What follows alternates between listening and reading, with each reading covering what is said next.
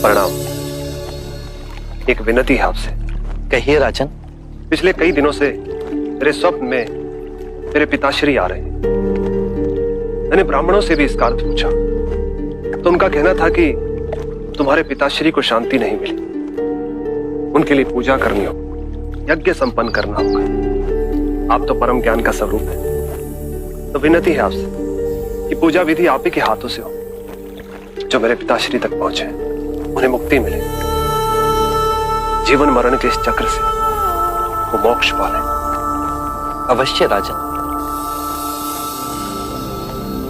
आप मिट्टी के 2 घड़े मंगवाइए, एक में घी भरवाइए और एक घड़े में कंकड़ पत्थर भरवाइए, और उन दोनों घड़ों के मुंह कपड़े से बंधवा दीजिए और उन्हें लेकर नदी के तट पर आइए। मैं वहीं आपकी प्रतीक्षा करूंगा। मैं भी इसका प्रबंध करता हूं महाराज।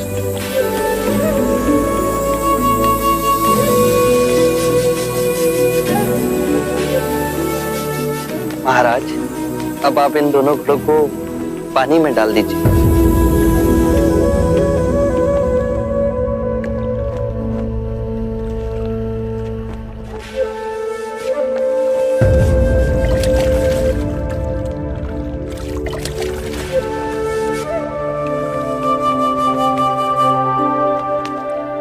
महाराज, अब इन दोनों घड़ों को आप तोड़ दीजिए।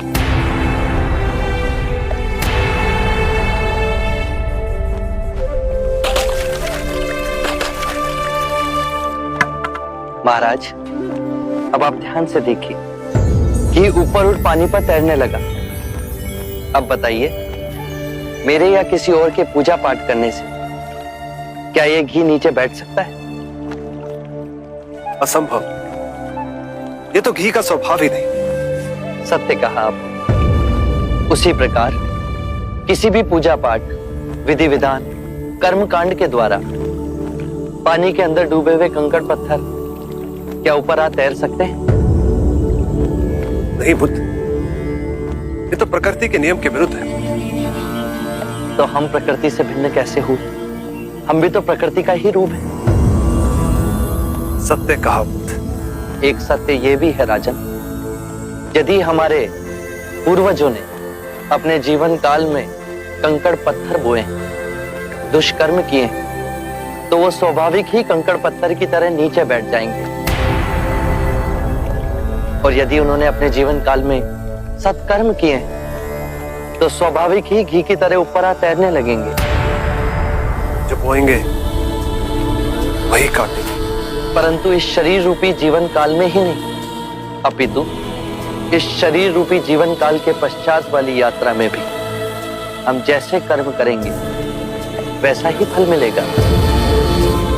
अब बताइए, इस प्रकृति के नियम को कोई पूजा पाठ, कर्म कांड, विधि विधान, यज्ञ हवन मिटा सकता है?